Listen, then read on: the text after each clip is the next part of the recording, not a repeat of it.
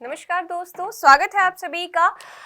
जैसा कि आप सभी को पता है, हम यहाँ पे डिस्कस करने वाले हैं ईवीएस के सेक्शन के बारे में। इस ईवीएस का जो पार्ट है हमारा सीटेट का, वो मैं आप लोगों को करवाने वाली हूँ, जिसमें हमने पहला चैप्टर डिस्कस कर लिया था, फैमिली और रिलेशनशिप। हमने पहले इसके बारे में कंप्लीटली जान लिया था कि फैमिली क्या होती है, क्या रिलेशनशिप होते हैं। एनिमल के बारे में हमने कुछ कुछ इंपॉर्टेंट चीजें देखी थी और पशु पक्षियों के बारे में कुछ कुछ इंपॉर्टेंट फैक्ट्स जो है हमने प्रीवियस क्लास में डिस्कस किए थे। आज के इस क्लास में हम डिस्कशन करने वाले हैं फूड और न्यूट्रिशन के ऊपर। ठीक है, सो फूड और न्यूट्रिशन के ऊपर आज की इस क्लास में हम डिस्कस करने वाले हैं।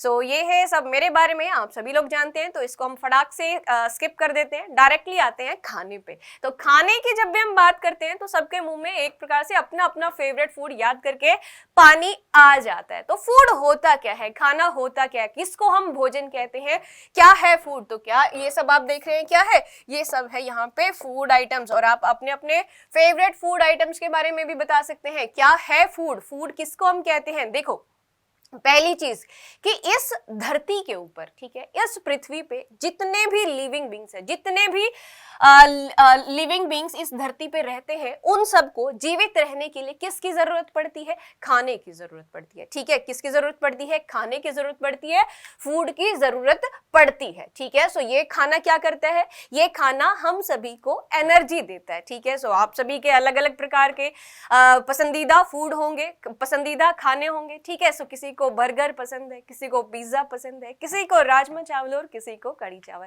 सो ये सारे के सारे वेरियस फूड आइटम्स हैं। अब हमने एक चीज समझ ली कि अगर हमें जिंदा रहना है तो हमें किसकी जरूरत होती है, फूड यानी खाने की जरूरत होती है। इससे होता क्या है, इससे जीवित रहने के लिए हमें क्या चाहिए, ऊर्जा की जरूरत होती है, एनर्जी की जरूरत होती है। अगर हम बात करें कि नॉर्मल हमारे फंक्शनिंग की, हमारी बॉडी कब काम करेगी, जब हमारे पास ऊर्जा होगी, एनर्जी होगी। अगर हमें चलना है, कहीं जाना है, उठना है, बैठना है, इनफैक्ट अगर हमें सांस भी लेना है, तब भी हमें किसकी जरूरत होती है, एनर्जी की जरूरत होती है। और ये जो एनर्जी है ये हमें कहां से मिलती है, ये एनर्जी हमें खाने से मिलती है, फूड से मिलती है। तो यहीं पे यही बात कही गई है कि अगर हमें जीवित रहना है तो हमें किसकी जरूरत होती है, हमें खाने की जरूरत होती है। ठीक है, सो इस प्रकार कहा जा सकता है कि भोजन जो है वह खाद्य पदार्थ है जो जीवों को ऊर्जा प्रदान करता है। ठीक है, सो भोजन किसको कहते हैं, जो व्यक्ति को क्या करता है, एनर्जी प्रोवाइड करता है, ऊर्जा प्रोवाइड करता है। ठीक है, सो ये चीज याद रखिएगा। अगर हम बात करें कि आप लोगों को फूड कैसे मिलता है, क्या आप बनाते हैं, सो याद रखना कि आप अपनी किचन में जरूर खाना बनाते हैं। तो पृथ्वी के ऊपर, हमारी धरती के ऊपर जो अगर इनिशियल प्राथमिक कार्य अगर हम कहें तो यहाँ पे प्रॉपर वे से जो प्राइमरी फूड प्रोडक्शन की बात है तो वो कौन करते हैं, वो पौधे करते हैं। तो याद रखना है कि पृथ्वी पर भोजन निर्माण का जो प्राथमिक कार्य है, प्राइमरी फंक्शन है, वो किसके द्वारा किया जाता है, पौधों के द्वारा किया जाता है। पौधे जो है अपना भोजन स्वयं बनाते हैं, खुद बनाते हैं, जिसको हम कहते हैं कि फोटोसिंथेसिस के माध्यम से पौधे क्या करते हैं, अपने भोजन का निर्माण खुद करते हैं। ठीक है, सो अपने भोजन का निर्माण खुद करते हैं। और जो अदर लिविंग बीइंग्स होते हैं और जो अदर प्राणी हैं हमारी पृथ्वी के, वो सारे डायरेक्ट तरीके से या इनडायरेक्ट तरीके से इन्हीं पौधों पे डिपेंड होते हैं। फॉर एग्जांपल अगर हम बात करते हैं हमारी किचन की, जहां पे हमें सब्जी अगर बनानी है, तो सब्जी अगर बनानी है तो वो सब्जी हमें कहां से मिलती है, वो सब्जी हमें इन पौधों से मिलती है। ठीक है, हम अनाज की बात करते हैं, अनाज हमें कहां से मिलता है, जिसकी रोटी आप बनाते हैं वो भी कहां से मिलता है, वो भी हमें इन पौधों से प्राप्त होता है। ठीक है, सो फूड यानी भोजन, भोजन किसको कहते हैं, जिससे हमें हमारी शरीर को, हमारी बॉडी को क्या मिलती है, ऊर्जा मिलती है। ठीक है, एनर्जी मिलती है। तो याद रखिएगा, फूड डिक्शनरी के अनुसार वह पौष्टिक पदार्थ, ठीक है, वह पौष्टिक पदार्थ जो किसी जीव के शरीर में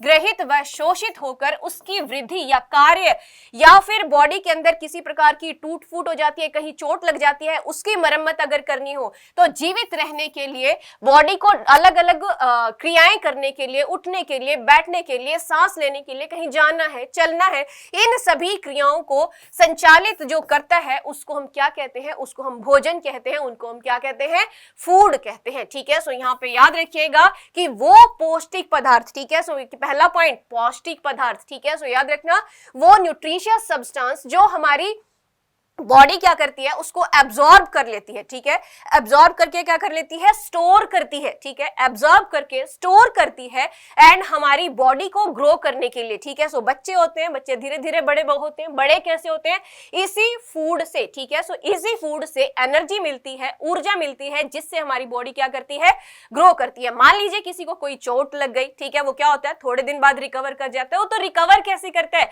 इसी फूड के माध्यम से जो एनर्जी मिलती है, उस एनर्जी से अगर बॉडी के अंदर कहीं भी कोई चोट लग जाती है तो क्या होता है, इस फूड से जो ऊर्जा मिलती है उसके सहयोग से हमारी बॉडी क्या करती है, ठीक हो जाती है, रिकवर कर लेती है, वापस से रिपेयर हो जाती है हमारे बॉडी पार्ट्स, ठीक है। सो रिपेयरिंग का काम भी किसके द्वारा होता है, ये जो फूड से हमारी जो ऊर्जा मिलती है उसी से हमारी बॉडी रिपेयर करती है, ठीक है। सो मनुष्य जो भोजन ग्रहण करता है उसे उन्हें विभिन्न शारीरिक क्रियाओं के लिए इस्तेमाल करना होता है, ठीक है, जिसकी हमने बात कर ली। अगर आपको कहीं जाना है, अगर आप अभी क्लास भी अटेंड कर रहे हैं या मैं अपनी बात आप तक पहुंचा रही हूं, बोल रही हूं, तो उसमें भी क्या है, मेरे शरीर के अंदर जो ऊर्जा है, जो एनर्जी है, जो मुझे भोजन से प्राप्त हुई है, उसी का इस्तेमाल करते हुए ही मैं आप लोगों को पढ़ा पा रही हूं, ठीक है। सो याद रखिएगा, हमारी बॉडी के अंदर अगर वेरियस क्रिया, जो जितने भी फंक्शन हमारी बॉडी परफॉर्म करती है, उन सब के लिए हमें किसकी जरूरत होती है, एनर्जी की जरूरत होती है। और ये एनर्जी हमें कहां से मिलती है, ये एनर्जी हमें फूड से प्राप्त होती है, ठीक है। इतना सा पॉइंट याद रखिएगा। उसके अलावा अगर हम बात करें, हमारे देश के अंदर कितने सारे राज्य हैं, ठीक है। अगर हम बात करें, नॉर्दर्न इंडिया का फूड कल्चर अलग है, साउदर्न इंडिया का फूड कल्चर अलग है, ईस्टर्न साइड, वेस्टर्न साइड, तो हमारे देश के अंदर विभिन्नता है। हर राज्य के अंदर अपनी एक स्पेशलिटी है। हर राज्य में अगर हम बात करें, उत्तर भारत के अंदर, पंजाब के अंदर अगर हम बात करें, तो पंजाब का जो सरसों का साग और मकई की रोटी है वो पूरे भारत में प्रसिद्ध है। अगर हम बात करते हैं सदर्न इंडिया की, तो हमारे तमिलनाडु का इडली डोसा सभी को पसंद आता है, ठीक है। सो वेस्टर्न इंडिया की अगर हम बात करें, गुजरात का ढोकला सभी को पसंद है। उसके अलावा महाराष्ट्र का वड़ा पाव, ठीक है, वो सभी को पसंद है। तो मैंने जितने राज्यों की बात की है उन सभी की स्पेशलिटी है। तो अलग अलग राज्यों के अंदर अलग अलग फूड कल्चर है। सो अलग अलग चीजें जो है यहाँ पे हमारे राज्यों के अंदर प्रसिद्ध है। तो अलग अलग राज्य है, अलग अलग खान पान है, अलग अलग कल्चर है। और इसी कल्चर से सबसे इंपॉर्टेंट पॉइंट पता है कि जिस राज्य में जो चीज अवेलेबल होती है इजिली, वो ही चीज वहां पे उसके कल्चर के अंदर आ जाती है, ठीक है। सो अगर हम बात करें, कोकोनट जो है हमारे सदर्न इंडिया के अंदर पाया जाता है, तो मैक्सिमम कोकोनट यानी नारियल का इस्तेमाल हमारे सदर्न इंडिया के राज्यों के अंदर किया जाता है, तमिलनाडु में, केरल में, गोवा के अंदर। सो यहाँ पे कोकोनट का इस्तेमाल ज्यादा किया जाता है, नारियल का इस्तेमाल ज्यादा किया जाता है, ठीक है। सो अगर हम बात करें उत्तर भारत की, उत्तर भारत के अंदर सरसों का जो उगती है हमारी धरती पे। नॉर्थर्न इंडिया के अंदर अगर स्पेशली बात करें, राजस्थान के अंदर बहुत ज्यादा सरसों उत्पादित होती है। तो इन नॉर्दर्न इंडिया के अंदर सरसों के तेल का इस्तेमाल बहुत ज्यादा किया जाता है, ठीक है। उसके अलावा कोस्टल एरिया की हम बात कर लेते हैं। कोस्टल एरिया के अंदर मछलियां पाई जाती हैं, तो इसलिए उनके खाने के अंदर सी फूड बहुत ज्यादा होता है हमारे कोस्टल इंडिया के अंदर, ठीक है। सो यहाँ पे सिर्फ और सिर्फ कल्चर ही नहीं, जो चीज जिस जगह अवेलेबल होती है वही चीज यहाँ पे कल्चर में डेवलप हो जाती है, ठीक है। तो यही चीज ने कहा है कि हमारे देश के अंदर अलग अलग राज्य है और वहां पे अलग अलग तरह का खान पान होता है, ठीक है। और हमारे जीवन के अंदर खाना जो है वो बेहद इंपॉर्टेंट रोल प्ले करता है। क्या बिना खाने के कोई व्यक्ति जीवित रह सकता है? नहीं। बिना एनर्जी के, बिना फूड के कोई व्यक्ति जीवित नहीं रह सकता है। इसीलिए भोजन जो है बहुत इंपॉर्टेंट होता है। अगर हम खाना नहीं खाएंगे, उसके अलावा अगर हम बात करें, अगर हम प्रॉपर खाना नहीं खाएंगे, बैलेंस डाइट नहीं लेंगे, ठीक है, तो उससे क्या होगा, हमारे शरीर में कई सारी बीमारियां हो जाती हैं, ठीक है। सो खाना हमारे स्वस्थ जीवन के लिए बेहद इंपॉर्टेंट होता है, हमारी लाइफ के लिए बेहद इंपॉर्टेंट है फूड, ठीक है। उसके अलावा याद रखिएगा, हमारे खाने के अंदर कई सारे न्यूट्रिएंट्स हैं, उनका होना अति आवश्यक है। फॉर एग्जांपल अगर हम बात करें, हमें प्रोटीन की जरूरत होती है, हमें मिनरल्स की जरूरत होती है, हमें कार्बोहाइड्रेट्स की जरूरत है, फैट्स की जरूरत है। तो हमें प्रॉपर न्यूट्रिएंट्स की जरूरत होती है हमारे भोजन के अंदर, ठीक है। सो इसीलिए कहा जाता है कि एक प्रॉपर बैलेंस डाइट जो है एक हेल्दी लाइफ के लिए बेहद इंपॉर्टेंट होती है। न्यूट्रिएंट्स जो है हमारे भोजन का एक इंपॉर्टेंट पार्ट होता है, ठीक है। सो इस अच्छा जब हम पोषक भोजन खाते हैं, हेल्दी डाइट खाते हैं, बैलेंस डाइट खाते हैं, तो उससे हमारे ना केवल ऊर्जा बल्कि हमारे जो शरीर की मांसपेशियां हैं, हमारे शरीर की हड्डियां हैं, वो भी क्या है, वो भी मजबूत रहती हैं, ठीक है। सो एक हेल्दी शरीर के लिए व्यक्ति को एक प्रॉपर वे से हेल्दी डाइट लेना बेहद आवश्यक होता है। उसमें प्रॉपर न्यूट्रिएंट्स का होना बेहद अनिवार्य है। अगर हमें प्रॉपर डाइट नहीं मिलेगी, न्यूट्रिएंट्स नहीं मिलेंगे, तो हमारी बॉडी को क्या होगा, कई सारी बीमारियां लग जाएगी, कई सारे डिजीजेस से हमारी बॉडी जो है वो घिर जाएगी, ठीक है। उसके अलावा अगर हम बात करें, जैसा कि मैंने आपसे बात की थी कि हमारे देश के अंदर अलग अलग राज्यों के अंदर अलग अलग स्पेशलिटी है, जो जो चीज अवेलेबल होते हैं। उसके अलावा देखो सिर्फ हमारे देश और राज्य की बात नहीं, उसके अलावा हमारे अलग अलग कंट्रीज के अंदर, भारत के अंदर अलग प्रकार का खाना पाया जाता है, ठीक है, अलग तरह की फूड हैबिट्स हैं। उसके अलावा अगर हम बात करें, इटालियन फूड भी होता है। इटालियन जो लोग होते हैं उनका टेस्ट अलग है। चाइनीज कुछ अलग प्रकार का भोजन खाना पसंद करते हैं, ठीक है। सो ना केवल हमारे देश के राज्य ही, बल्कि अगर हम ऑल ओवर द वर्ल्ड भी बात करें तो डिफरेंट कंट्रीज के डिफरेंट फूड हैबिट्स देखे जाते हैं, ठीक है। अगर हम बात करते हैं यहाँ पे हांगकांग की, तो हांगकांग के लोग सांप को खाना पसंद करते हैं, ठीक है। सो सांप को ये लोग खाना पसंद करते हैं। हांगकांग के लोगों की हम बात कर रहे हैं। और सांप से जो भोजन बनता है उसको क्या कहते हैं, उसको कहते हैं लिंग हु फैन, ठीक है। इसको क्या कहते हैं, लिंग हु फैन इसको कहा जाता है, ठीक है। सो कई बार ये एग्जाम में पूछ लिया जाता है कि कौन से देश के लोग सांप को खाना पसंद करते हैं, तो हांगकांग के लोग जो है सांप को खाना पसंद करते हैं। उसके अलावा ये चीज याद रखिएगा, इस भोजन को कहा क्या जाता है, जो सांप से बना होता है उसको हम कहते हैं लिंग हु फैन, इसको कहा जाता है, ठीक है। उसके अलावा जैसा मैंने आपसे बात की कि हमारे जहां जहां हमारे देश के अंदर जिस जिस चीज की अवेलेबिलिटी होती है, उसी के अकॉर्डिंग ही, उसी के आधार पे ही उस राज्य के जो फूड हैबिट्स है, उन्हीं चीजों का इस्तेमाल खाना बनाने के अंदर किया जाता है। उदाहरण के लिए अगर हम बात करते हैं तो कश्मीर में जो लोग हैं वो सरसों के तेल में बनी मछलियों को पसंद करते हैं, ठीक है। सो यहाँ पे अवेलेबिलिटी है सरसों के तेल की, तो इसीलिए कश्मीर के लोग क्या करते हैं, सरसों के तेल में जो मछलियां बनी होती है, सरसों के तेल इस्तेमाल करते हैं मछली को पकाने के लिए। तो ये कहां पे पसंद किया जाता है, कश्मीर के अंदर पसंद किया जाता है। सेम वे से अभी मैंने आपसे बात की कि हमारे सदर्न इंडिया के अंदर क्या होता है कि नारियल जो है वो मैक्सिमम अमाउंट में पाया जाता है, ठीक है। सो यहाँ पे गोवा की अगर हम बात करें तो गोवा के जो लोग हैं वो मछली कैसे पकाते हैं, नारियल के तेल के अंदर मछली को पकाते हैं, और गोवा के लोगों को नारियल के तेल में पकी हुई मछलियां पसंद है, ठीक है। उसके अलावा अगर हम बात करें केरल के लोगों की, केरल के लोगों को भी क्या है, नारियल में क्या जो तेल होता है उसको यूज किया जाता है खाने को बनाने में, ठीक है। सो यहाँ पे सदर्न इंडिया के अंदर किसका यूज किया जाता है, नारियल तेल का इस्तेमाल किया जाता है। और स्पेशली अगर हम बात कर रहे हैं केरला की, तो टैपियोका को भी बहुत पसंद किया जाता है। घरों के आंगन के अंदर टैपियोका को उगाया जाता है, तो याद रखना है केरला के अंदर टैपियोका का इस्तेमाल किया जाता है, ठीक है। सो टैपियोका जो है बेहद पसंद किया जाता है केरला के अंदर। जैसा आप सभी को पता है, नारियल के पेड़ आपने देखा ही होगा, नारियल के पेड़ सीनिक ब्यूटी भी बहुत अच्छी है। नारियल जो है पेड़ों पे लगता है, और टैपियोका कहाँ उगता है, टैपियोका जो है जमीन के नीचे उगता है, ठीक है। सो याद रखना है टैपियोका कहाँ उगता है, जमीन के नीचे उगाया जाता है, ठीक है। आगे बढ़ते हैं। उसके अलावा यहाँ पे कई सारे रेलवे स्टेशन का उदाहरण, जैसे मैंने आपसे बात की थी, गुजरात के अंदर ढोकला, ठीक है, सो फाफड़ा, ये सब चीजें कहाँ फेमस है, गुजरात के अंदर फेमस है, ठीक है। उसके अलावा डोसा हमारे तमिलनाडु के अंदर फेमस है, ठीक है। बिहार का आप सभी ने लिट्टी चोखा सुना होगा। तो अलग अलग यहाँ पे चीजें जो है प्रसिद्ध है हमारे राज्यों की। जैसे अगर हम बात करें वालसाड रेलवे स्टेशन गुजरात के अंदर है, तो यहाँ पे इस रेलवे स्टेशन पे क्या मिलेगा, यहाँ पे बटाटा वड़ा मिलेगा, पूरी साग मिलेगा, दूध मिलेगा। उसके अलावा अहमदाबाद रेलवे स्टेशन पे क्या मिलेगा, ढोकला मिलेगा, चटनी मिलेगी, नींबू मिलेगा, ठीक है।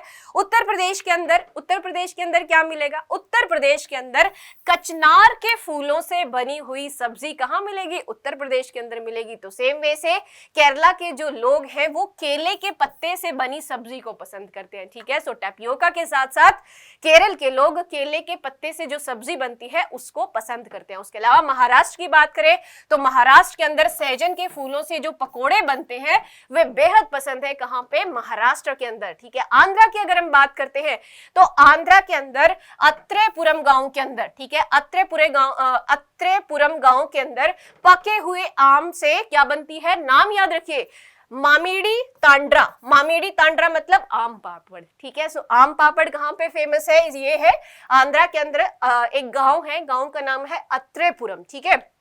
उसके अलावा कश्मीर की हम बात करते हैं फिर से। एक तो कश्मीर के अंदर हमने देख लिया कि सरसों के तेल में का इस्तेमाल करते हैं खाने को बनाने में। उसके अलावा कश्मीर के अंदर एक चीज बहुत फेमस है, कश्मीर के अंदर कई सारी बेकरीज होती है, ऑलमोस्ट हर गली के अंदर एक बेकरी मिल जाती है। और ये जो बेकरी होती है, इस बेकरी से लोग क्या करते हैं, रोटी खरीदते हैं, ठीक है। सो रोटी घरों पे नहीं बनाई जाती है, स्पेशली ब्रेकफास्ट की अगर हम बात करें तो उस समय पे वो कहां से खरीदते हैं, इन्हीं बेकरीज से, ठीक है। इन्हीं जो बेकरीज हैं, जो कश्मीर के लोग हैं, यहाँ पे ऑलमोस्ट हर गली के अंदर एक बेकरी होती है और इसी बेकरी से वो क्या करते हैं, रोटी खरीदते हैं। रोटी यहाँ पे घरों में नहीं बनाई जाती है, ठीक है।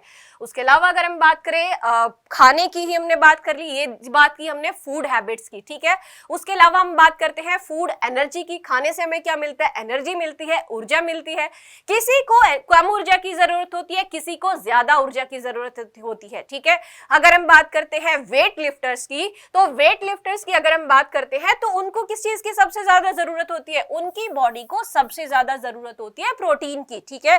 क्यों प्रोटीन की क्यों जरूरत होती है, क्योंकि प्रोटीन का इस्तेमाल किया जाता है मांसपेशियों के निर्माण में, ठीक है। सो यहाँ पे जो हमारी मसल्स है, मसल्स बिल्डिंग का काम किया जाता है, किससे होता है, उसके लिए हमें प्रोटीन की आवश्यकता होती है। तो जितने भी वेट लिफ्टर्स हैं उन सभी को, या फिर हम ये कह सकते हैं जितने भी आप में से जो जितने भी युवा हैं या जो लोग जिम करते हैं, वो भी आपने सुना होगा कि वो प्रोटीन डाइट जो है बेसिकली पसंद करते हैं, ठीक है। सो प्रोटीन डाइट क्यों पसंद करते हैं, क्योंकि प्रोटीन में जो है, प्रोटीन से क्या होता है, मसल बिल्डिंग होती है, ठीक है। सो यहाँ पे मसल्स बनती हैं, तो याद रखिएगा।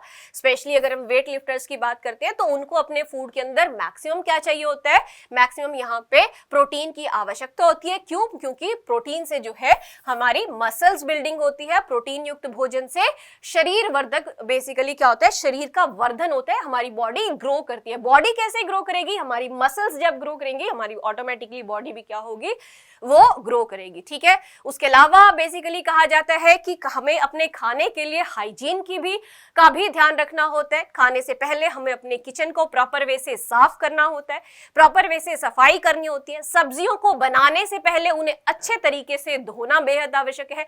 कोविड काल में आप सभी ने देखा भी होगा कि कैसे कहा गया था कि जब भी आप मार्केट से सब्जियां लेके आए तो उसको तुरंत ना बना ले, थोड़ी देर रखें, उसको अच्छे से पानी से धोएं, उसके बाद ही उन सब्जियों का इस्तेमाल किया जाए, ठीक है। सो यहाँ पे जब भी आप सब्जियों का निर्माण करें उनके हाइजीन का भी ध्यान रखें और उन्हें बनाने से पहले अच्छे से साफ करें, उसके बाद ही भोजन को बनाएं, ठीक है। उसके अलावा याद रखिएगा कई सारे, अगर हमने जैसे प्रोटीन की बात की, प्रोटीन क्या करता है, प्रोटीन जो है हमारी मसल बिल्डिंग का काम करता है। सेम वे से, ठीक है, जिस प्रकार से प्रोटीन जो है मसल बिल्डिंग का काम करता है, तो सेम वे से विटामिन क्या करते हैं हमारे शरीर के अंदर, हमारे शरीर को किससे बचाते हैं, रोगों से बचाते हैं, ठीक है। किससे बचाते हैं, रोगों से बचाते हैं। जब कोविड भारत के अंदर आया था तो कौन सी टैबलेट मैक्सिमम खाने के लिए बोला गया था, सबसे ज्यादा प्रभाव किस पे आया था, नींबू के ऊपर। कहा गया था कि विटामिन सी खाने से हमारे बॉडी का इम्यून सिस्टम बेहद अच्छा होता है, ठीक है। सो विटामिन सी की टैबलेट्स भी खाई गई लोगों के द्वारा।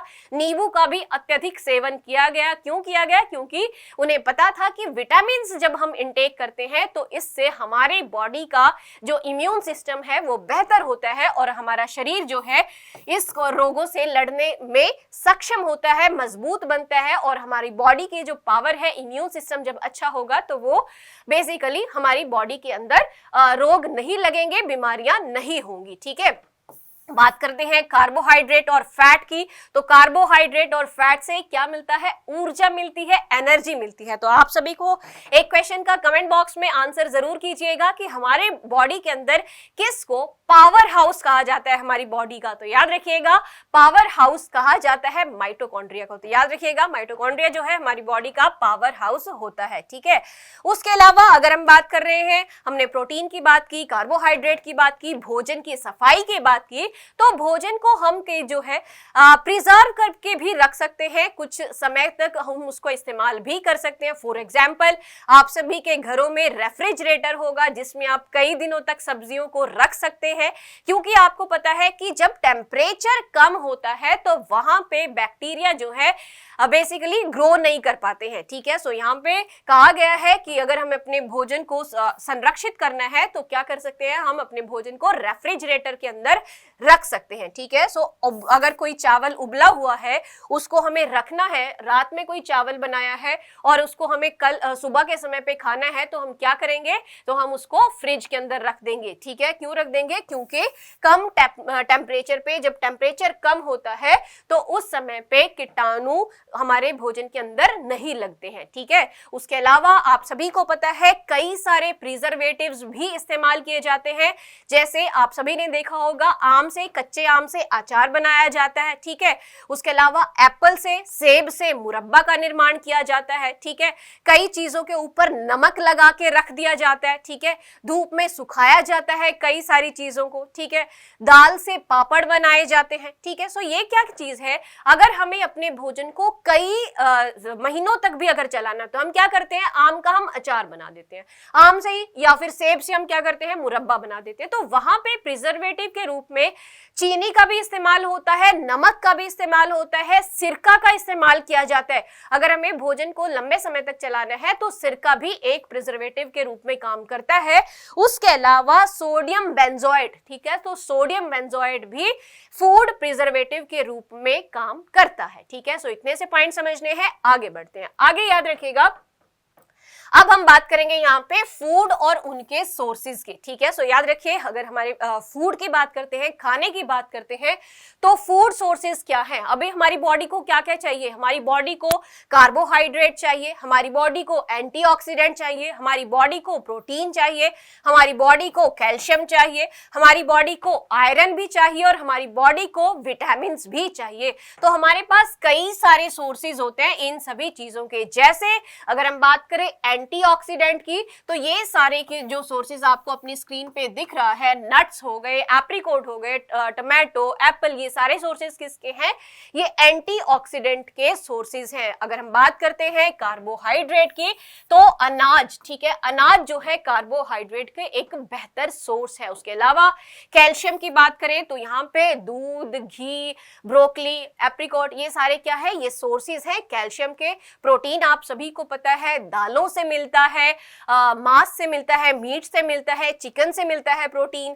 आयरन की अगर हम बात करते हैं तो आयरन जो है लीफी वेजिटेबल्स, पत्तेदार हरी सब्जियों में, गुड़ में प्रोटीन पाया जाता है। उसके अलावा विटामिन सी आप सभी को पता है, अगर हम बात करते हैं स्पेशली विटामिन सी की, तो ये नींबू में, आंवला में, जितनी भी खट्टी चीजें होती हैं उन सभी में विटामिन सी पाया जाता है, ठीक है। अच्छा एक चीज बताइएगा, एक चीज बताइए, विटामिन सी जो है, ठीक है, सो क्वेश्चन थोड़ा सा घुमा देते हैं, आपको बताना है कौन सा ऐसा विटामिन है, ठीक है, कौन सा ऐसा विटामिन है जो हमारी बॉडी जो है नहीं बनाती है, ठीक है। वैसे तो हमारी बॉडी जो है सारे के सारे विटामिन बेसिकली क्या किए जाते हैं, ये सारे के सारे हमें लेने पड़ते हैं, ठीक है। हमारी बॉडी विटामिन नहीं होती, हमें अलग अलग फूड से, वेरियस फूड आइटम से हमें क्या करना होता है, विटामिन को लेना होता है, ठीक है। सो विटामिन जो है, ऐसा विटामिन जो हमारी बॉडी स्टोर नहीं कर पाती है, ये मेरा सवाल है आप लोगों से कि कौन सा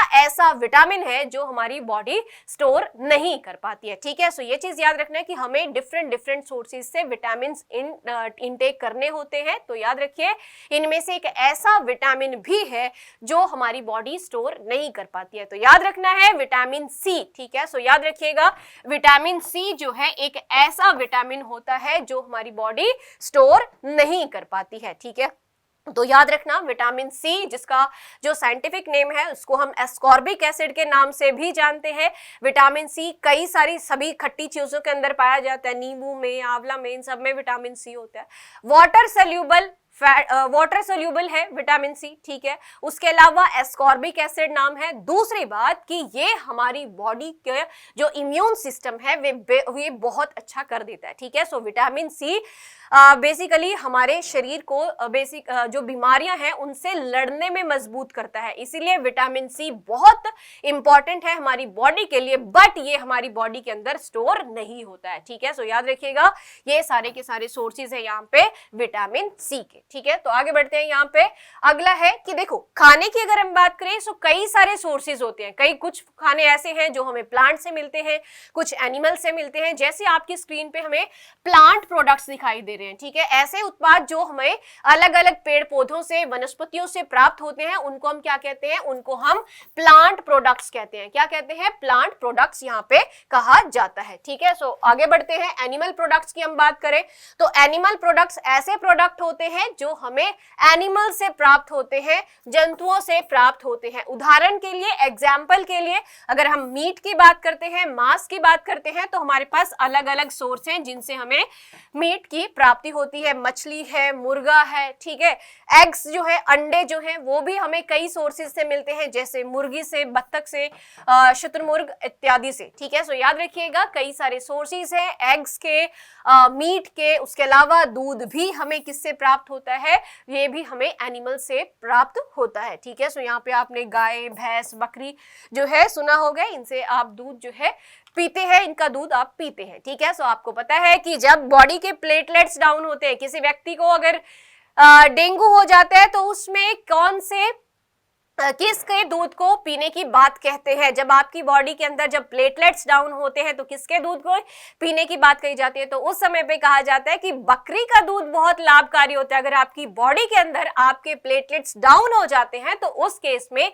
बकरी का दूध बहुत ज्यादा लाभकारी होता है, ठीक है। उसके अलावा गाय के दूध की हम बात करें तो गाय के दूध माना जाता है कि आपके मस्तिष्क की जो पावर है वो बढ़ाता है, आपकी याददाश्त बढ़ाई जाती है किसके द्वारा? अगर आप गाय का दूध पीते हैं तो, ठीक है। भैंस के दूध के अंदर फैट ज्यादा है, सो ऑब्वियसली यहाँ पे जो जिसको भी अपना फैट इंटेक ज्यादा करना है तो वो भैंस के दूध का इस्तेमाल किया जा सकता है उसके द्वारा। उसके अलावा ये सारे के सारे प्रोडक्ट्स हैं जो हमें एनिमल से प्राप्त होते हैं, ठीक है। आगे बढ़ते हैं यहाँ से। उसके अलावा फूड्स एंड देयर इंग्रेडिएंट, ठीक है। सो यहाँ पे खाद्य पदार्थ और उनके अवयव, ठीक है। सो याद रखिएगा यहाँ पे खाद्य पदार्थ जो है इनके बेसिकली कई सारे इंग्रेडिएंट्स भी हैं, ठीक है। सो अगर हम बात करते हैं फूड्स की, ठीक है, ये हमारे खानों से हमें कई सारे न्यूट्रिएंट्स की जरूरत होती है, ठीक है। सो अगर हम बात करें न्यूट्रिएंट्स की तो इन न्यूट्रिएंट्स की हम बात करते हैं तो इनको हम दो कैटेगरी के अंदर डिवाइड कर लेते हैं, ठीक है। सो हम बात कर रहे हैं किसकी? फूड और उनके इंग्रेडिएंट की। फूड के अंदर हमें न्यूट्रिएंट्स की जरूरत होती है। न्यूट्रिएंट्स को भी हमने दो भागों के अंदर डिवाइड कर लिया, ठीक है। ये दो भाग कौन से हो गए? ये दो भाग हो गए यहाँ पे बेसिकली माइक्रो न्यूट्रिएंट और मैक्रो न्यूट्रिएंट, ठीक है। सो यहाँ पे याद रखिए, यहाँ पे हम न्यूट्रिएंट्स की बात कर रहे हैं। न्यूट्रिएंट्स बेसिकली कितने प्रकार के हो गए? माइक्रो न्यूट्रिएंट्स और मैक्रो न्यूट्रिएंट्स हो गए, ठीक है। अब बात करते हैं कि ये जो मैक्रो और माइक्रो न्यूट्रिएंट्स क्या होता है, ठीक है, दोनों में क्या अंतर है? एक हमने कह दिया कि हमें खाने की जरूरत है, खाने में भी हमें न्यूट्रिएंट्स की जरूरत है। न्यूट्रिएंट्स हमने डिवाइड कर लिया कि ये न्यूट्रिएंट्स दो प्रकार के होते हैं, एक को हमने कह दिया माइक्रो न्यूट्रिएंट, एक को हमने कह दिया मैक्रो न्यूट्रिएंट, ठीक है। सो अब माइक्रो और मैक्रो में क्या फर्क है? मैक्रो न्यूट्रिएंट उनको कहते हैं कि ऐसे पदार्थ, ऐसे न्यूट्रिएंट जिनकी हमारी बॉडी को लार्जर अमाउंट में आवश्यकता होती है, ठीक है। सो यहाँ पे ऐसे न्यूट्रिएंट्स जिनकी आवश्यकता हमारी बॉडी को लार्जर अमाउंट में होती है उनको हम कहते हैं मैक्रो न्यूट्रिएंट। और अगर हम बात करें माइक्रो न्यूट्रिएंट्स की तो माइक्रो न्यूट्रिएंट न्यूट्रिएंट्स किसको कहेंगे? जिनकी आवश्यकता हमारी बॉडी को स्मॉलर अमाउंट में होती है, ठीक है। सो कम आवश्यकता होती है, स्मॉलर अमाउंट की अगर हम बात करें, जैसे विटामिन और मिनरल्स, ठीक है। सो अगर कम मात्रा में भी हमारी बॉडी को थोड़ा सा ही अगर मिल जाए, एक नींबू की अगर हम बात करें तो एक नींबू डेली बेसिस पे सफिशिएंट है विटामिन सी की अगर हम बात कर ले, ठीक है। सो हमें कम स्मॉलर अमाउंट में ही हमारी बॉडी को आवश्यकता होती है विटामिन और मिनरल्स की। बट मैक्रोन्यूट्रिएंट्स में प्रोटीन की बात हो, फैट की बात हो, कार्बोहाइड्रेट की बात हो, इन सब की हमें लार्जर अमाउंट में आवश्यकता होती है, ठीक है। सो इतना सा पॉइंट हमने समझ लिया। सो हमने बात कर ली मैक्रोन्यूट्रिएंट और माइक्रोन्यूट्रिएंट की, ठीक है। सो उसके अलावा ये चीज समझिएगा, हम न्यूट्रिएंट समझते हैं, ठीक है। सो हमने पूरा डेफिनेशन समझ लिया, हमने माइक्रो और मैक्रो दोनों की परिभाषा समझ ली। अब है न्यूट्रिशन, ठीक है। हम न्यूट्रिएंट समझ लिए, डेफिनेशन समझ ली, टाइप समझ ली, तो यहाँ पे एक्चुअल न्यूट्रिएंट का मतलब क्या है ये तो समझ लीजिए, ठीक है। सो एक्चुअल मतलब क्या है? एक्चुअल मतलब है कि न्यूट्रिशन किसको कहते हैं? न्यूट्रिशन यानी पोषण कहा जाता है शरीर में विभिन्न गतिविधियों का एक संगठन है जिसके माध्यम से जीवित प्राणी ऐसे पदार्थ लेते हैं जो शरीर के विभिन्न कार्यों को नियंत्रित करते हैं, ठीक है। शारीरिक टूट फूट को बढ़ाते हैं। बेसिकली शारीरिक अगर कोई ब्रेकडाउन हो, कहीं से टूट जाए, ठीक है। सो मान लीजिए किसी की हड्डी टूट गई तो किसकी जरूरत होती है? हमें कैल्शियम की जरूरत होती है ज्यादा, ठीक है। अगर हमें मसल्स को बनाना है, मसल बिल्डिंग करनी है, तो हमें प्रोटीन की आवश्यकता होती है, ठीक है। इन सभी के को हम क्या कहते हैं? इन सभी पोषक, ये जो पोषक एलिमेंट्स हम बात कर रहे हैं, फॉर एग्जाम्पल प्रोटीन है, कार्बोहाइड्रेट है, ठीक है। सो इनकी प्राप्ति के लिए, ठीक है, इनकी प्राप्ति के लिए हमें ये जो वेरियस आइटम्स की जरूरत है, यही क्या है? यही न्यूट्रिएंट आइटम्स हैं, इन्हीं को हम न्यूट्रिएंट्स कहते हैं। और जब हम प्रॉपर वे से इनका इंटेक करते हैं तो इसको क्या कहा जाता है? इसको कहा जाता है न्यूट्रिशियस डाइट, ठीक है, जिसके अंदर सारे के सारे minerals, vitamin, carbohydrate, fat, protein, जब ये सारी चीजें हमें प्राप्त होती है तो हमारी जो डाइट होती है उसको हम क्या कहेंगे? न्यूट्रिशियस डाइट उसको हम कहेंगे। क्या कहेंगे? न्यूट्रिशियस डाइट इसको कहा जाएगा, ठीक है। सो माइक्रो और मैक्रो न्यूट्रिएंट हमने यहां से समझ लिया है, ठीक है। उसके अलावा कार्बोहाइड्रेट की हम बात करें, इनको हम डिटेल से समझ लेते हैं। हमने बात की थी मैक्रो न्यूट्रिएंट में कार्बोहाइड्रेट हमें चाहिए, तो कार्बोहाइड्रेट हमें कहां से प्राप्त होता है? कार्बोहाइड्रेट बेसिकली हमें जितने भी हमारे अनाज हैं, ठीक है, उनसे प्राप्त होता है। आलू से मिलता है, चावल से मिलता है, गेहूं से मिलता है, मक्का, केला, शकरकंद, ब्रेड, शक्कर, गन्ना, ये सारे के सारे सोर्सेज क्या है? ये सारे के सारे सोर्सेज जो हैं वो कार्बोहाइड्रेट के सोर्सेज होते हैं, ठीक है। अगली बात है प्रोटीन की, ठीक है। सो प्रोटीन हमने अब तक समझ लिया है। प्रोटीन हम स्टार्टिंग से समझते आ रहे हैं, बॉडी बिल्डिंग के लिए है, मसल बिल्डिंग के लिए जरूरत होता है, ठीक है। इसके सोर्सेज क्या क्या है? सोर्सेज क्या क्या है? यहाँ पे दूध से मिलता है, ठीक है, मीट से प्राप्त होता है, अंडों से प्रोटीन मिलता है, मछली से, दालों से, सोयाबीन से, चिकन से, पनीर से, जितनी भी दालें हैं, ठीक है, जितनी भी दालें हैं उन सभी से हमें क्या प्राप्त होता है? प्रोटीन प्राप्त होता है। और प्रोटीन किसके लिए हेल्पफुल है? मसल बिल्डिंग के लिए बेहद आवश्यक होता है प्रोटीन, ठीक है। अगली बात है विटामिन की। विटामिन की हमने बात की, विटामिन किस में आता है? विटामिन जो है माइक्रो न्यूट्रिएंट है, ठीक है। सो माइक्रो न्यूट्रिएंट है विटामिन। विटामिन बेसिकली कम, बहुत ही स्मॉल अमाउंट में, ठीक है, अल्प मात्रा में हमारी बॉडी को आवश्यकता होती है विटामिन की, ठीक है। सो याद रखिएगा, ये एक ऐसे रासायनिक रूप है, एक ऐसे केमिकल्स है जो हमारी बॉडी को स्मॉल अमाउंट में ही इनकी आवश्यकता होती है, ठीक है। सो याद रखिए, अगर ये हमारी बॉडी को ना मिले तो उनसे क्या होता है? हमारी जो शरीर है उसकी डेफिशिएंसी से कई सारे रोग हो जाते हैं, ठीक है। So for example vitamin A की कमी से क्या होता है? विटामिन ए की कमी से क्या होता है?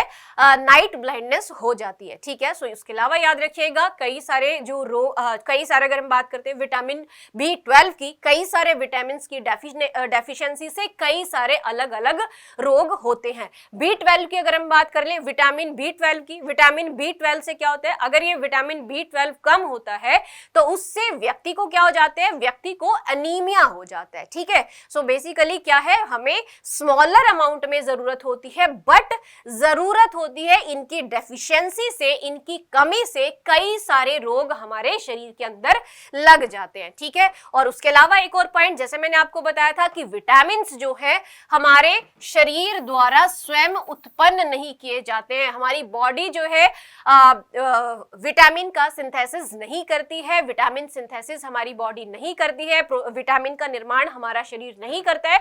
हमें क्या करना होता है कि हमें अलग अलग फूड आइटम से क्या करेंगे, हम विटामिन को खाते हैं, लेते हैं, ठीक है। जैसे नींबू से विटामिन सी हमने प्राप्त कर लिया, ठीक है। उसके अलावा वेरियस अदर फूड से, जैसे हरी सब्जियों से, गुड़ से हमें आयरन की प्राप्ति होती है। तो उसके अलावा कई सारे विटामिन, ठीक है। सो अगर हम बात करते हैं विटामिन ए की ही मैंने बात की थी, अगर मेरी बात करूं तो मेरे स्पेक्स आपके सामने लगा हुआ है, यानी मेरे अंदर विटामिन ए की कमी होगी, तो मतलब मुझे जैसे फूड आइटम्स को इनटेक करना चाहिए जिसके अंदर विटामिन ए पाया जाता है। फॉर एग्जाम्पल दूध के अंदर विटामिन ए होता है, ठीक है। उसके अलावा जितने फल जो पीले कलर के होते हैं उनमें भी क्या होता है, विटामिन ए पाया जाता है, ठीक है। सो ये सारी चीजें आपने समझ ली है कि विटामिन बहुत कम अमाउंट में हमारे शरीर को चाहिए होते हैं, पर वो हमारा शरीर नहीं बनाता है, हमें बाहर से इनको लेना पड़ता है। अगर ये विटामिन हम ना लें तो हमारे शरीर के अंदर कई सारी बीमारियां जो है वो हो जाती हैं, ठीक है। उसके अलावा विटामिन डी कैसे, ये एक अलग ही प्रकार का विटामिन है। विटामिन डी कैसे मिलता है, विटामिन डी जो है हमें सूर्य के प्रकाश से, ठीक है। सो विटामिन डी का निर्माण क्या होता है, विटामिन डी का निर्माण जो है सूर्य के प्रकाश के द्वारा होता है। जब हम धूप में जाते हैं सो सूर्य के प्रकाश से ही हमारे शरीर के अंदर विटामिन डी का निर्माण हो जाता है। और अगर ये विटामिन डी ना हो हमारे शरीर में, अगर हम धूप में ना जाए, तब क्या होगा, विटामिन डी की कमी से कई सारी, आज के समय पे आप देखेंगे कि कई सारे लोगों के अंदर विटामिन डी की कमी पाई जाती है। सबसे इंपॉर्टेंट लड़कियों के लिए, अगर आपके अंदर विटामिन डी की कमी है तो आपके बाल अच्छे नहीं होंगे, आपके बाल गिरना शुरू हो जाएंगे, ठीक है। सो अगर आपको बाल अच्छे चाहिए तो आपको धूप में निकलना होगा। विटामिन डी आपको कैसे प्राप्त होगा, अगर आप सूर्य की किरणों से, बेसिकली सूर्य की किरणों के अंदर, अगर हम बात करें दोपहर में 12 बजे नहीं, सुबह की जो अगर हम बात करें सुबह की जो सूर्य की किरणें होती हैं उनमें जाने से हमारी बॉडी को जो है विटामिन डी का निर्माण करती है, ठीक है। सो जब भी हम धूप में जाएंगे हमारी बॉडी क्या करेगी, विटामिन डी का निर्माण करेगी, ठीक है। सो याद रखिए कि हमारी जो सुबह की अर्ली मॉर्निंग, तभी कहा जाता है कि सुबह के समय पे मॉर्निंग वॉक करना चाहिए, और जिससे हल्की हल्की जब धूप होती है तो वहां पे वो एक अच्छा सोर्स होता है विटामिन डी का, ठीक है। आगे बढ़ते हैं यहाँ से। बैलेंस डाइट, अब तक हम बैलेंस डाइट की ही बात करते हैं। बैलेंस डाइट का मतलब होता है एक ऐसा खाना, ठीक है। अब अगर आपसे बैलेंस डाइट करो, डाइट की बात करेंगे तो आपके दिमाग में सीधा खाने का नाम लेते हैं, किसी के दिमाग में पिज्जा आएगा, किसी के दिमाग में बर्गर, और अलग अलग प्रकार के जो भी आपके फेवरेट फूड्स होंगे वो आपके दिमाग में आएंगे। बट एक बैलेंस डाइट की अगर हम बात करें तो एक बैलेंस डाइट के अंदर सारे के सारे जो न्यूट्रिएंट्स के सोर्सेज हैं वो सारे होने आवश्यक है। एक सब्जी रहनी चाहिए, एक दाल रहना चाहिए, मिल्क प्रोडक्ट यहाँ पे होने चाहिए, रोटी, चावल, ये सारी की सारी चीजें जहां से आपको सारे के सारे मैक्रो और माइक्रो न्यूट्रिएंट्स प्राप्त हो, तो ऐसी ही डाइट को क्या कहा जाता है, एक बैलेंस डाइट कहा जाता है, ठीक है। सो बैलेंस डाइट का मतलब क्या होता है, एक ऐसा आहार जिसमें सभी आवश्यक पोषक तत्व उचित अनुपात में, ठीक है। सो यहाँ पे देखो, अगर मैं बात करूं सिर्फ दाल खाने से क्या होगा, प्रोटीन मिलेगा, तो यहाँ पे क्या कहता है कि यहाँ पे जितने अनुपात जो है प्रॉपर रेशो में, ठीक है, जितनी हमें जरूरत है, ठीक है, उसकी प्रॉपर रेशो में सारे के सारे हमारे पोषक तत्व अगर हमारे खाने के अंदर शामिल हैं तो उसी को एक बैलेंस यानी संतुलित आहार कहा जाता है। बैलेंस डाइट यानी संतुलित आहार उसको कहा जाता है, ठीक है। पर्याप्त मात्रा में पौष्टिक भोजन करने से हमारी सेहत बेहद अच्छी रहती है, और पौष्टिक और पर्याप्त भोजन वह होता है जो शरीर की जरूरतों के अनुसार सभी पौष्टिक तत्व उपलब्ध करवाता है। अगर हमारी बॉडी को विटामिन की जरूरत है, अगर मैं वेट वेट लिफ्टर हूं तो मुझे प्रोटीन की ज्यादा जरूरत होगी, तो हमारी बॉडी के अनुसार जो हमारी बॉडी के जितनी रिक्वायरमेंट है उसके अकॉर्डिंग अगर हमारी डाइट है तो उसी डाइट को हम क्या कहते हैं, बैलेंस डाइट हम कहते हैं, ठीक है। और अगर हमें एक संतुलित आहार मिलता है तो हमारी जो शरीर है उसमें क्या होता है, उसके जो इम्यून सिस्टम है वो बेहद अच्छा हो जाता है, रोगों से लड़ने की जो क्षमता है हमारे शरीर की वो बढ़ जाती है, ठीक है। आगे बढ़ते हैं यहाँ से। अगला फूड प्रिजर्वेशन की हमने बात कर ही ली थी, ठीक है। सो फूड प्रिजर्वेशन के रूप में सोडियम बेंजोएट का इस्तेमाल किया जाता है, विनेगर का इस्तेमाल किया जाता है, नमक का इस्तेमाल किया जाता है, चीनी का इस्तेमाल किया जाता है, तेल का इस्तेमाल किया जाता है, चीजों को धूप में सुखाया जाता है, ठीक है।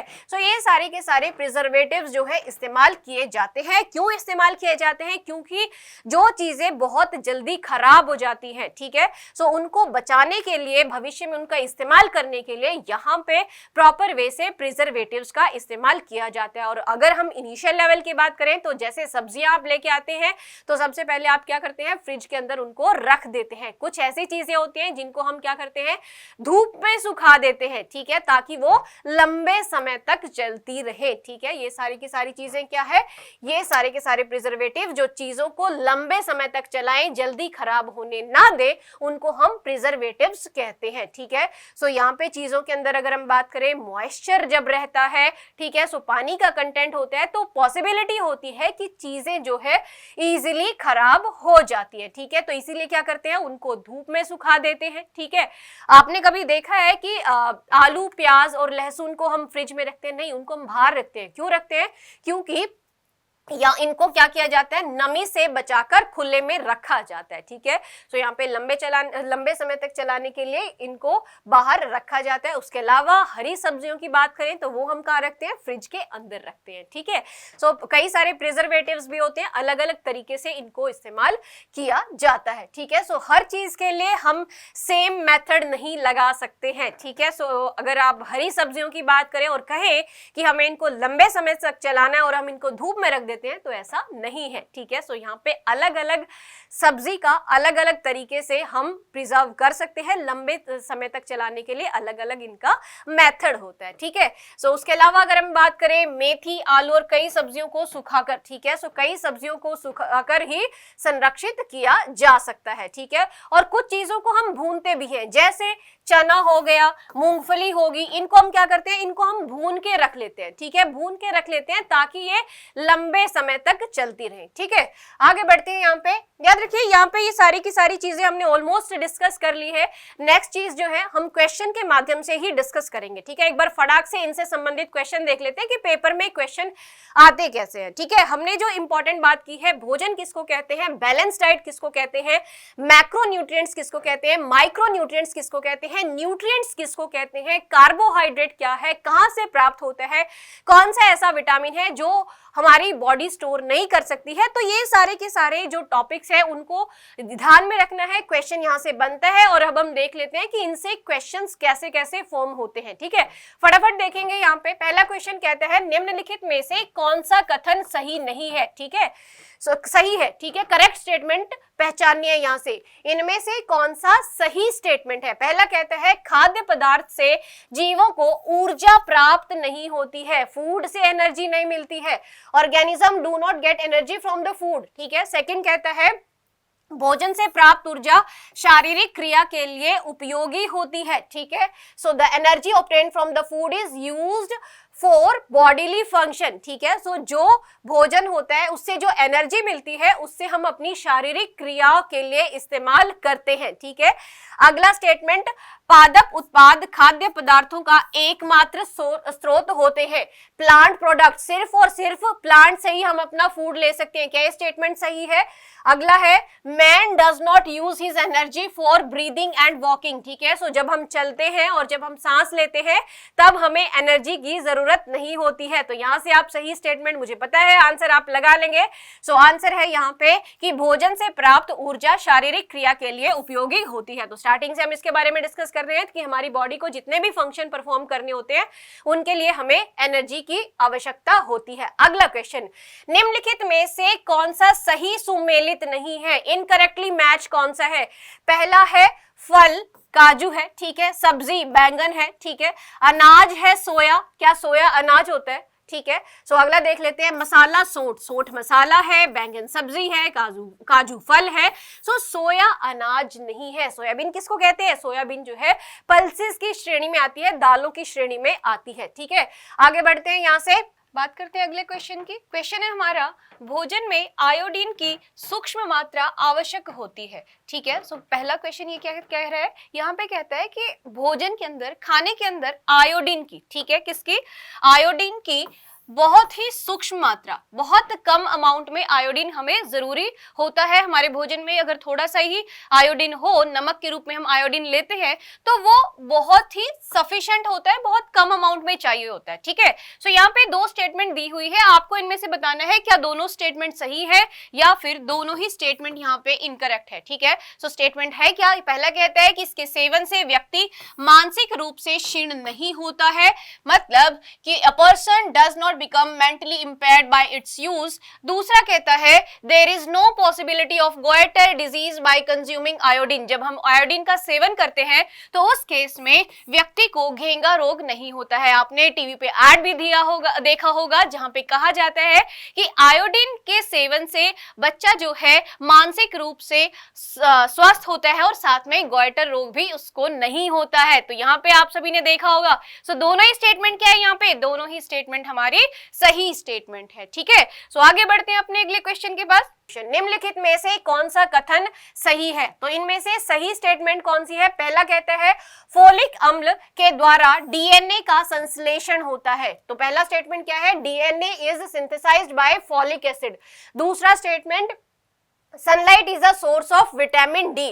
तीसरा है कि soybean is the source of protein, ठीक है। सोयाबीन जो है वो प्रोटीन का सोर्स होता है, ठीक है। सो सोयाबीन प्रोटीन का अच्छा स्रोत है, सूर्य की रोशनी विटामिन डी का स्रोत होता है और फॉलिक एसिड के द्वारा डीएनए का संश्लेषण होता है। फटाफट से एक बार बता दीजिएगा यहाँ पे क्या दोनों स्टेटमेंट सही है? ए और बी सही है, पहली और तीसरी स्टेटमेंट सही है, दूसरी और तीसरी स्टेटमेंट सही है, या फिर तीनों स्टेटमेंट यहाँ पे सही है? तो याद रखना है कि यहाँ पे तीनों ही स्टेटमेंट सही है। तो एक चीज याद रखिए, सोयाबीन जो है अच्छा सोर्स होता है प्रोटीन का, सनलाइट जो है हमें विटामिन डी से प्राप्त होती है, डीएनए जो है, डीएनए बेसिकली यहाँ पे किसके द्वारा बनाया जाता है?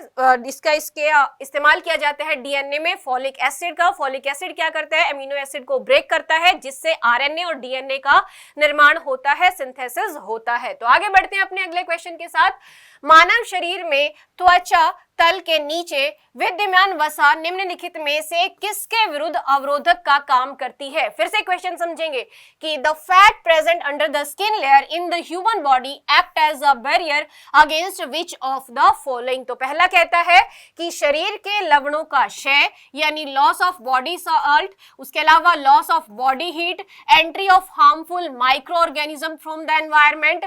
चौथा है depletion of essential body fluid. फटाफट से बताइएगा यहाँ पे तीन में से कौन सा जो है सही आंसर है? तो याद रखना है कि मानव शरीर में त्वचा तल के नीचे, स्किन लेयर के नीचे एक बैरियर का, ठीक है। सो स्किन लेयर के नीचे जो बॉडी फैट होता है, ठीक है, सो जो बॉडी फैट रहता है वो क्या करता है?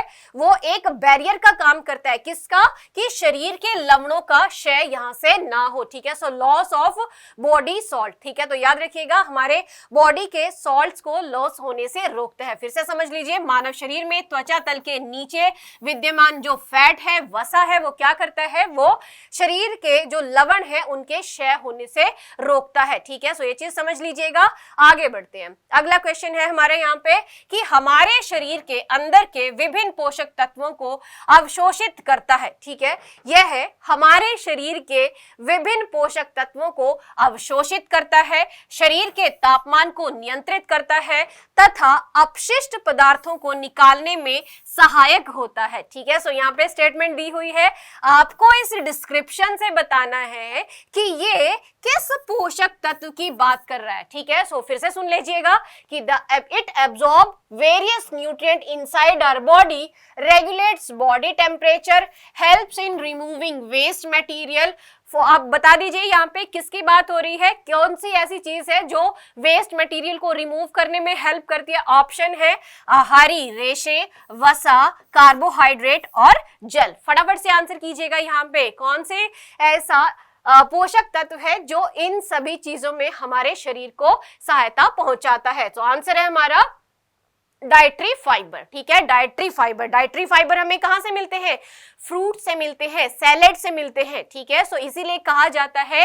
कि एक हेल्दी डाइट के अंदर जो सैलेड है, सलाद है, जो फल है, वे बेहद इंपॉर्टेंट होते हैं। तो याद रखना है कि आहारी रेशे यानी डाइटरी फाइबर जो है वो हमारी बॉडी के लिए बेहद इंपॉर्टेंट है। जो फाइबर्स हैं वो बेसिकली क्या करते हैं, हमारे शरीर के अंदर क्या करते हैं, हमारी बॉडी के टेम्परेचर को रेगुलेट करते हैं, तापमान को रेगुलेट करते हैं, नियंत्रित करते हैं, कंट्रोल करते हैं और हमारी बॉडी के अंदर जितने भी वेस्ट हैं उनको बाहर निकालने में हेल्प करते हैं। ठीक है, आगे बढ़ते हैं। निम्नलिखित में से कौन से कथन सही है। ठीक है, सो आपको बताना है कि इनमें से कौन सी स्टेटमेंट सही है। पहला कहता है कि पोटेशियम लगभग सभी खाद्य पदार्थों में होता है। ठीक है, पोटेशियम सभी खाद्य पदार्थों में होता है। अंडों से सोडियम की प्राप्ति होती है। दूसरा कहता है कि अंडों से किसकी प्राप्ति है, सोडियम मिलता है। तीसरा कहता है लोहा आरबीसी में हीमोग्लोबिन के बनने के लिए सहायक होता है। ठीक है, सो आयरन जो है हेल्प करता है किसमें, formation of haemoglobin in RBC. फटाफट से आंसर कीजिए इनमें से कौन सी स्टेटमेंट सही है। तो आंसर हमारा क्या है कि तीनों ही स्टेटमेंट सही है। पहला कहता है कि पोटेशियम जो है सभी खाद्य पदार्थों में होता है।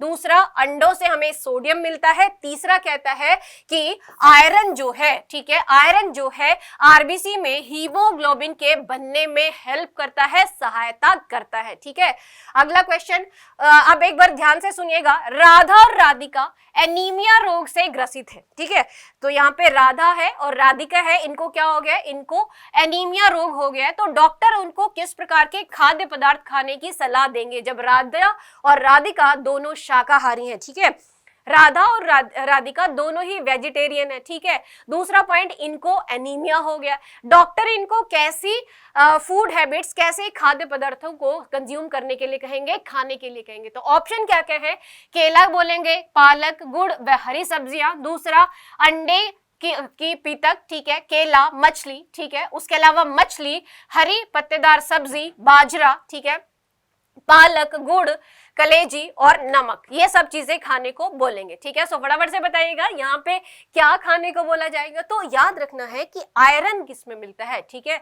आयरन बेसिकली यहाँ पे पत्तेदार सब्जी में, गुड़ के अंदर, ठीक है, केला में। ठीक है, सो यहाँ पे पालक, गुड़, हरी पत्तेदार सब्जियां, ये सारी की सारी चीजें जो है यहाँ पे डॉक्टर इनको खाने के लिए बोलेंगे। ठीक है, जब किसी व्यक्ति के अंदर यहाँ पे किसी व्यक्ति को एनीमिया हो जाता है तो उनको प्रॉपर वे से एक हेल्दी डाइट के लिए बोला जाता है। तो डॉक्टर इनको कहेंगे कि आप हरी पत्तेदार सब्जियां खाइए, गुड़ का सेवन कीजिए ताकि आप जल्दी से रिकवर कर पाए। बात करते हैं अगले क्वेश्चन की। क्वेश्चन क्या है, संतुलित भोजन में कई प्रकार के पोषक तत्वों के साथ आहारी रेशे, ठीक है, जिसकी हम बात करते हैं, अभी हमने बात भी की थी, डाइटरी फाइबर्स। इस क्वेश्चन के बारे में ऑलरेडी अभी डिस्कस किया हमने।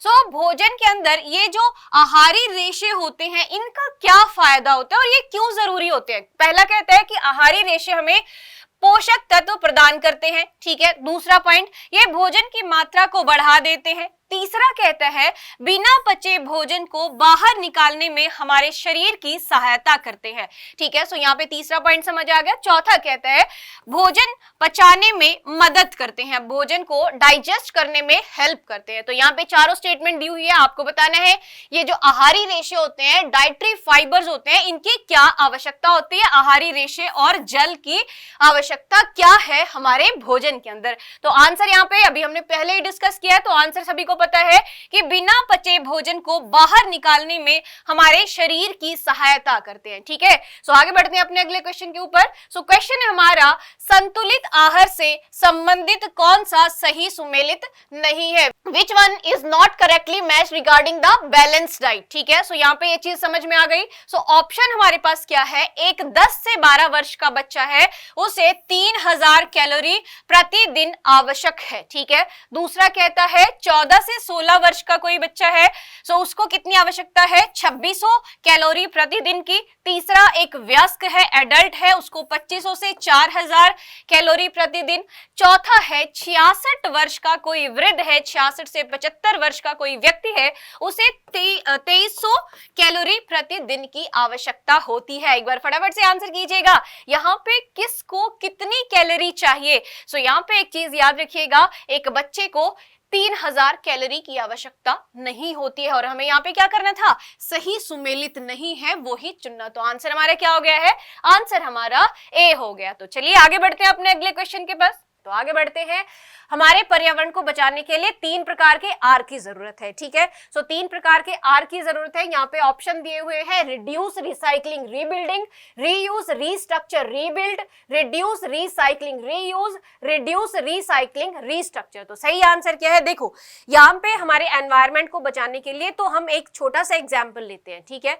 पहला एक पॉलिथीन का एग्जाम्पल ले लेते हैं। पॉलिथीन का अगर हम देखते हैं तो पॉलिथीन, सबसे पहली पॉइंट कि इसका इस्तेमाल कम करना है तो क्या करेंगे, रिड्यूस कर देंगे इसके इस्तेमाल। दूसरा पॉइंट क्या करेंगे, हम रीयूज करेंगे, ठीक है। अगर आपके पास कोई प्लास्टिक मटेरियल है तो आप उसका बार बार इस्तेमाल करेंगे। तीसरा, इस्तेमाल करने के बाद आप उसको क्या करोगे, आप उसको क्या करेंगे, रिसाइकिल कर पाएंगे, ठीक है। सो ये पॉइंट समझना है। तो सही पॉइंट क्या है हमारे यहाँ पे, सही आंसर है रिड्यूस करेंगे, रिसाइकिल भी करेंगे और रीयूज भी करेंगे, ठीक है। सो सही आंसर क्या है, रिड्यूस, रिसाइकिल और रीयूज, ठीक है। सो इतना सा पॉइंट समझ लिया है।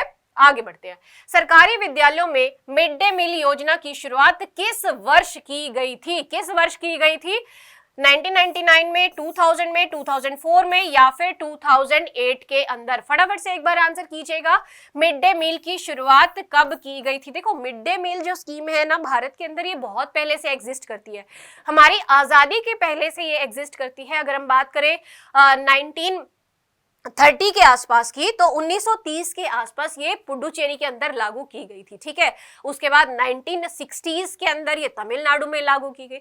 अब बात है यहाँ पे भारत के स्कूलों के अंदर, ठीक है। सो याद रखिए ये पहले 1995 के अंदर लॉन्च की गई थी, ठीक है। उसके बाद सही तरीके से मिड डे मील के नाम से इसको दोबारा से लॉन्च किया गया, रीलॉन्च किया गया, कब, 2004 के अंदर, ठीक है। सो ये चीज याद रखना है कि मिड डे मील योजना कब शुरू की गई थी। मिड डे मील योजना को शुरू किया गया था 2004 के अंदर, ठीक है। सो कब शुरू किया गया था इसको, 2004 के अंदर इसको शुरू किया गया था, ठीक है।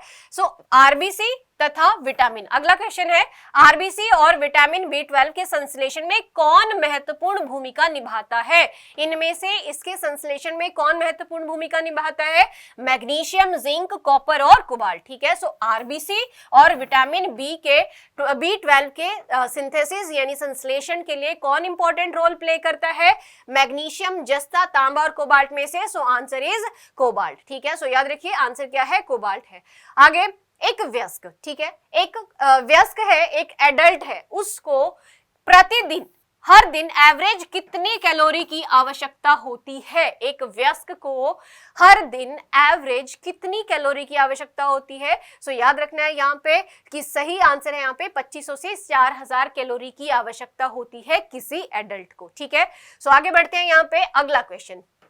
अगले क्वेश्चन में हमें क्या करना है, इनकरेक्ट स्टेटमेंट निकालनी है। निम्नलिखित में से कौन एक असत्य कथन है, इनकरेक्ट स्टेटमेंट है। पहला कहता है दाद, खाज एवं अस्थमा कवक जनित रोग है। Ringworm, itching and asthma are fungal diseases. दूसरा है polio and smallpox have been eradicated from India. तीसरा pyorrhoea and dysentery are bacterial diseases.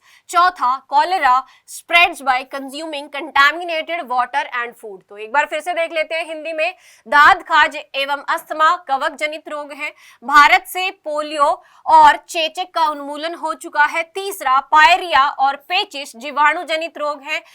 चौथा दूषित जल और भोजन करने से हैजा फैलता है। तो आपको यहां से पता होगा कि पायोरिया जो है बैक्टीरियल डिजीज नहीं है, कैसा है, वायरल इंफेक्शन होता है। तो यहाँ पे इनकरेक्ट स्टेटमेंट कौन सी हो गई, सी जो है इनकरेक्ट स्टेटमेंट होगी। रेस्ट ऑफ द स्टेटमेंट क्या है, वो सही है। तो यहाँ पे ये फंगल डिजीज ही होते हैं, ये उन्मूलन हो चुका है, पोलियो और स्मॉल पॉक्स का इरेडिकेशन हो चुका है, और कंटेमिनेटेड पानी पीने से कॉलेरा फैलता है, ठीक है। सो दूषित जल और भोजन करने से हैजा फैलता है, ठीक है। केवल इतने से क्वेश्चन मुझे आप लोगों से डिस्कस करने थे, तो आज की क्लास में केवल इतना ही। That's all from my side guys, thank you so much. Next class में मिलेंगे अपने अगले टॉपिक के साथ। आई होप आप लोग चीजों को अच्छे से लिंक कर पाए होंगे और उनसे रिलेटेड क्वेश्चन भी अच्छे से कर पाए होंगे। So that's all from my side guys, thank you so much, have a nice day, all the very best for your examination.